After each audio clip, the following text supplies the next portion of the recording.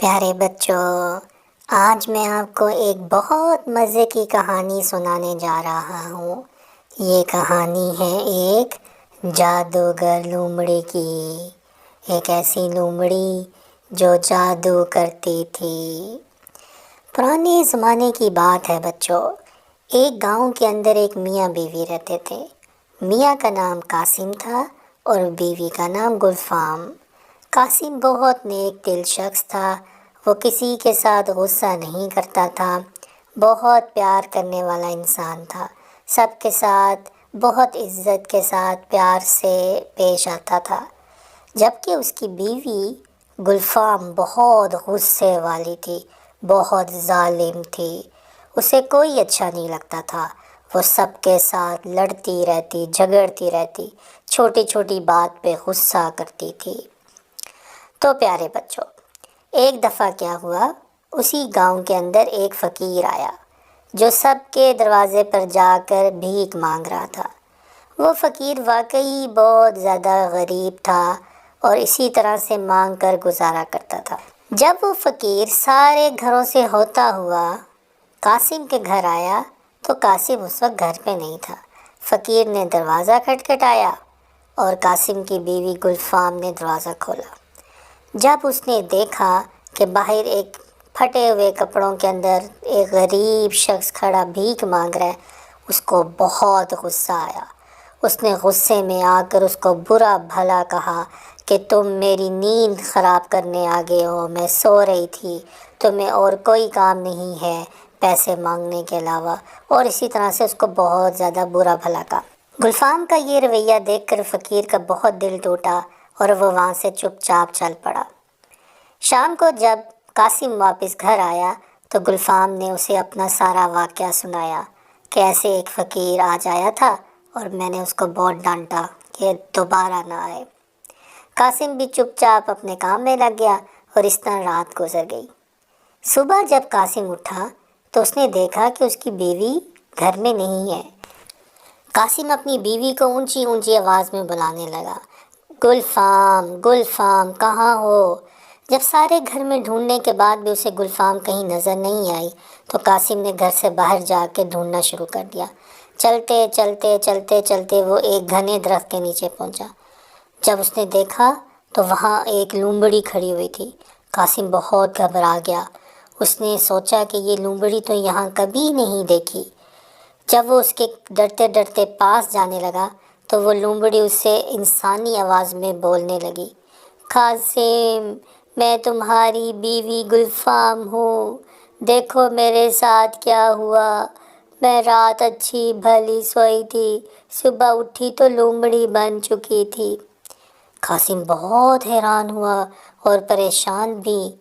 اسے سمجھ نہیں آ رہی تھی کہ وہ اب کیا کرے۔ اس نے گلفام سے کہا کہ آؤ گھر چلتے ہیں اور اس کا علاج ڈھونڈتے ہیں۔ اس طرح وہ دونوں گھر پہنچے اور دروازہ بند کر لیا۔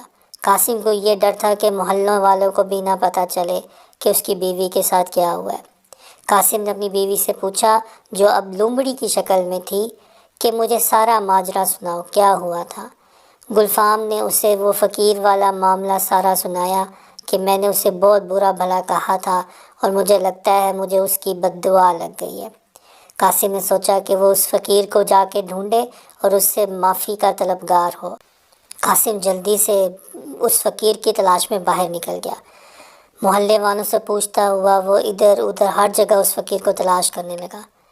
شام تک وہ ہر جگہ اس فقیر کی تلاش میں جا چکا تھا، لیکن اسے اس فقیر کا کوئی نام و نشان نہیں پتہ چلا۔ تھک ہار کے وہ شام کو اپنے گھر واپس لوٹا تو کیا دیکھا کہ اس کے گھر کے سامنے سارے محلے والے اکٹھے ہوئے ہیں اور اونچی اونچی آواز میں کہہ رہے ہیں، ان کو یہاں سے نکال دو، انہیں یہاں سے نکال دو۔ قاسم بہت پریشان ہوا۔ وہ قریب آ کر اس نے ان سے پوچھا کہ آخر کیا ماجرا ہے؟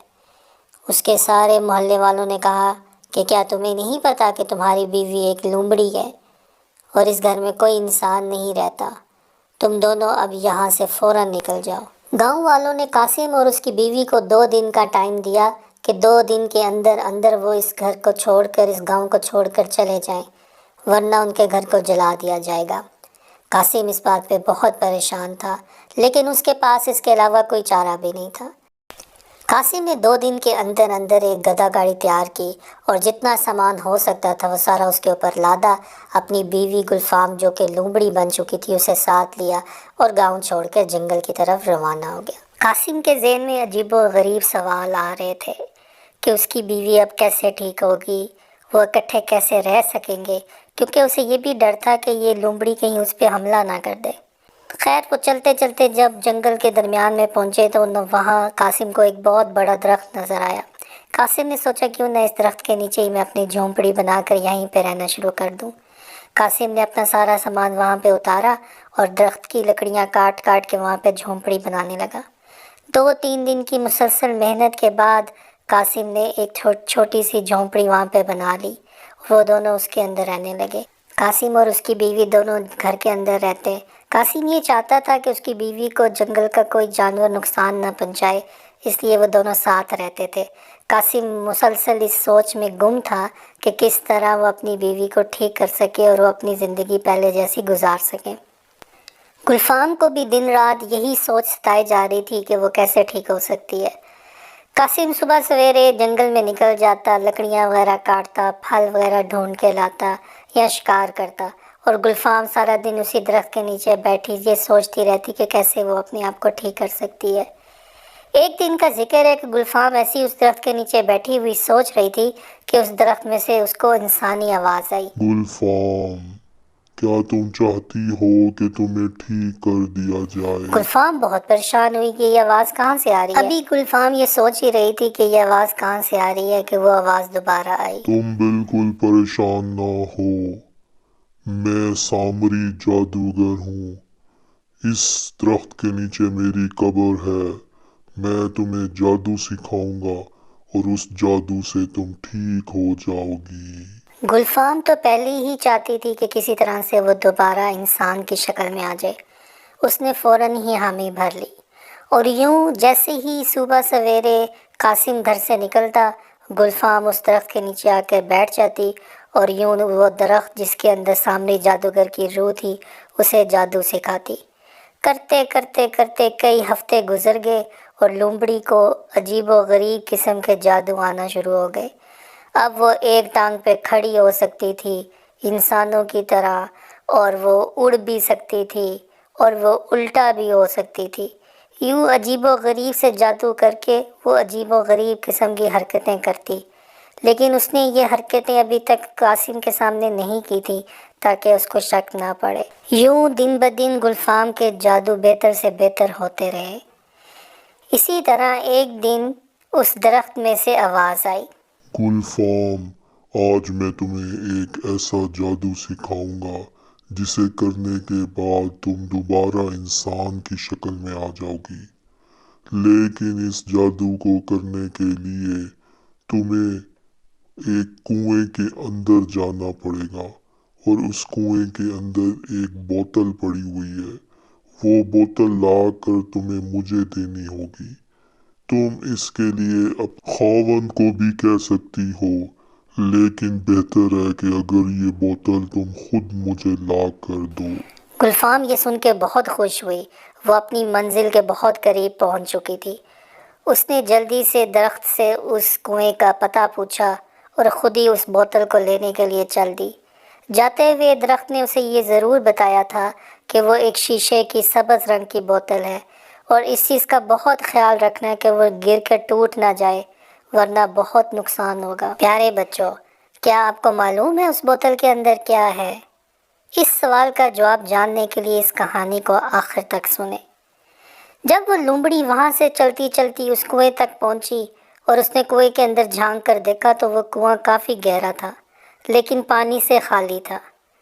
اب وہ سوچتی رہی کہ کیسے وہ اس کنویں کے اندر اتر سکتی ہے۔ پیارے بچوں، اس لومڑی کو اس درخت نے اڑنا سکھایا تھا، اور اس لومڑی کو ایک ایسا جادو آتا تھا جسے کر کے وہ اڑ سکتی تھی۔ لومڑی نے وہی جادو کیا، اڑ کے اس کنویں کے اندر گئی اور اس بوتل کو منہ میں پکڑ کر دوبارہ جادو کر اڑنے کی کوشش کی، لیکن کیا ہوا کہ جیسے ہی اس نے بوتل کو منہ میں پکڑا، وہ جادو اس پہ اثر نہیں کر رہا تھا۔ اب وہی جادو جسے کر کر وہ کنویں کے اندر اتری تھی، اب وہ جادو کام نہیں کر رہا تھا اور وہ اڑ کر جادو سے کنویں کے باہر نہیں آ سک رہی تھی۔ اس پر لومڑی کو کافی پریشانی ہوئی۔ لومڑی نے بوتل کو زمین پر رکھا، دوبارہ جادو کیا اور اڑ کر واپس کنویں سے باہر آ گئی۔ لومڑی کو پکا یقین ہو گیا کہ اس بوتل کے اندر ضرور ایسا کچھ نہ کچھ ہے جس کی وجہ سے اس کا جادو کام نہیں کر رہا۔ لومڑی وہاں سے واپس اس درخت کے پاس آ گئی اور آ کر اس سے پوچھا کہ ایسا کیوں ہے کہ وہ اس بوتل کو لے کر کیوں نہیں اڑ سکتی۔ تو پھر اس درخت نے اسے بتایا کہ اصل میں ماجرا کیا ہے۔ گلفام، اس بوتل کے اندر سٹوکا جن کی روح ہے جس نے میرا قتل کیا تھا، اور مرتے مرتے میں نے اسے اس بوتل میں بند کر دیا۔ اگر کسی طرح میں اس بوتل کو حاصل کر لوں تو میں ایک ایسا جادو جانتا ہوں کہ وہ جادو اس بوتل پہ کر کے میں دوبارہ سے زندگی حاصل کر سکتا ہوں۔ اگر تم یہ سامنے والے درخت کے پتے پانی میں ملا کر اور اس کو پکا کر پی لو تو پھر تم اس بوتل کو لے کر بھی اڑ سکتی ہو۔ گلفام نے سوچا کہ وہ ضرور سٹوکا جن والی بوتل لا کر اس درخت کے سامنے رکھے گی تاکہ وہ اس کو وہ جادو سکھا سکے جس سے وہ انسانی شکل میں دوبارہ آ سکے۔ چنانچہ گلفام نے سامنے والے درخت کے اوپر سے پتے توڑے اور ان کو اندر جا کے زمین پر رکھ دیا اور قاسم کا انتظار کرنے لگی۔ شام کے وقت جب قاسم گھر لوٹا تو گلفام نے اسے کہا کہ کیا تم مجھے ان پتوں کو پانی میں ڈال کر پکا کر دے سکتے ہو؟ مجھے یہ پتہ چلا ہے کہ اگر میں اس کا پانی پی لوں گی تو میں ٹھیک ہو سکتی ہوں۔ قاسم نے فوراً اس سے پوچھا کہ تمہیں یہ کہاں سے بات پتہ چلی؟ اور گلفام نے اس کی بات کو ٹال دیا اور قاسم نے وہ پتے پانی میں مکس کر کے پکا کر اور اس کا پانی اسے دے دیا۔ جیسے ہی وہ پانی اس نے پینا شروع کیا وہ اپنے جسم کے اندر ایک عجیب سی طاقت محسوس کرنے لگی۔ وہ پانی انتہائی گرم تھا اور گرم گرم پانی پینے سے اس کی زبان بھی جل گئی، لیکن اس کے باوجود گلفام کو بہت خوشی تھی کہ اب وہ جا کر بوتل کو لا سکتی ہے اور دوبارہ انسانی شکل میں اپنے آپ کو تبدیل کر سکتی ہے۔ اگلے روز جب قاسم گھر سے چلا گیا تو گلفام تیز تیز چلتی ہوئی اس کنویں تک پہنچی، جادو کر کے کنویں کے اندر گئی، بوتل کو منہ میں پکڑا اور دوبارہ جادو کیا تو اب واقعی وہ جادو کام کر رہا تھا اور وہ کنویں سے باہر آ گئی۔ پھر وہ تیز تیز چلتی ہوئی اس درخت تک آئی اور لا کر اس کے سامنے بوتل رکھ دی۔ جیسے ہی اس درخت کے سامنے وہ بوتل رکھ کے پیچھے ہٹی، وہ بوتل ایک زوردار دھماکے سے پھٹی اور اس کے اندر سے ایک نیلے رنگ کا بہت بڑا جن باہر آ گیا۔ یہ دھماکہ اتنی زور کا تھا کہ اس بوتل کے کچھ حصے گلفام کے منہ پہ بھی آ کر لگے جس سے وہ زخمی ہو گئی، لیکن وہ چھپ کر اب دیکھنے لگی۔ اس جن کے دونوں ہاتھ بندھے ہوئے تھے اور دونوں پاؤں بھی بندھے ہوئے تھے، لیکن اس کا حلیہ ایسا تھا کہ بہت ہی خوفناک کہ گلفام کو بھی اس سے ڈر لگ رہا تھا۔ پھر سامری جادوگر نے اس جن کے اوپر کچھ پڑھنا شروع کر دیا۔ جیسے جیسے وہ منتر پڑھتا جاتا، جن کے بدن میں آگ بڑھتی جا رہی تھی اور وہ جل جل کے ختم ہو رہا تھا۔ کافی دیر اسی طرح سے ہوتا رہا۔ گلفام چھپ کے دیکھتی رہی اور وہ پورے کا پورا جن جل کے خاک بن گیا۔ جب تھوڑا دھواں ختم ہوا تو گلفام نے دیکھا کہ اس درخت کی جگہ ایک بوڑھا سا شخص کھڑا ہے جس کے ایک ہاتھ میں لاٹھی ہے اور ایک ہاتھ میں لالٹین ہے۔ وہ بوڑھا شخص دیکھنے میں بڑا ہی خوفناک لگ رہا تھا۔ گلفام سمجھ گئی کہ یہی سامری جادوگر ہے جو دوبارہ اپنی زندگی میں واپس لوٹ چکا ہے۔ گلفام ڈرتی ڈرتی اس کے قریب آئی اور اس سے پوچھا کہ کیا اب میں دوبارہ انسانی شکل میں واپس آ سکتی ہوں؟ میں نے آپ کا جو کام تھا وہ تو کر دیا۔ سامری جادوگر بولا، گلفام، تمہارا بہت شکریہ کہ تم نے مجھے دوبارہ زندگی دینے میں مدد کی۔ آؤ میں تمہیں دوبارہ سے انسان بناتا ہوں۔ اس کے بعد سامری جادوگر نے کچھ منتر پڑھا اور وہ گلفام دوبارہ سے انسانی شکل میں واپس آ گئی۔ اس کے بعد سامری جادوگر نے اس سے کہا کہ اب میں چلتا ہوں، تم اپنے ہسبینڈ کے ساتھ یہاں سے فوراً واپس گاؤں چلی جانا اور اس بات کا خیال رکھنا کہ دوبارہ کبھی تم اس طرح سے لومڑی کی شکل میں نہ آ سکو، ورنہ میں تمہیں کبھی نہیں ملوں گا اور تمہیں کوئی بھی دوبارہ انسانی شکل میں واپس نہیں لا سکتا۔ گلفام نے بھی اپنے غصے سے اور ظلم سے اور ہر برائی سے توبہ کر لی، اور جیسے ہی شام کو قاسم گھر پہنچا وہ یہ دیکھ کر خوش ہو گیا کہ اس کی بیوی دوبارہ سے ٹھیک ہو گئی ہے۔ ان دونوں نے اگلے ہی روز اپنا سارا سامان لپیٹا اور دوبارہ گاؤں کی راہ لی۔ گاؤں پہنچنے پہ لوگوں نے بڑا ان کا استقبال کیا اور وہ بھی بہت خوش تھے کہ گلفام واپس انسانی شکل میں آ گئی ہے۔ انہوں نے وہی اپنے پرانے گھر کے اندر دوبارہ سے رہنا شروع کر دیا، اور یوں ایک بہت تکلیف دہ سفر کے بعد دوبارہ سے ان کی زندگی ہنسی خوشی گزرنے لگی۔ تو پیارے بچوں، کیسی لگی آپ کو یہ کہانی آج کی؟ کمنٹس میں جا کر مجھے ضرور بتائیے گا کہ آپ کو آج کی کہانی کیسی لگی۔ اپنے دوستوں کے ساتھ اور اپنے رشتہ داروں کے ساتھ ضرور شیئر کریں، میرے چینل کو ضرور سبسکرائب کریں، اور ملتے ہیں ایک اور کہانی کے اندر۔ تب تک کے لیے مجھے دیں اجازت۔ Bye bye.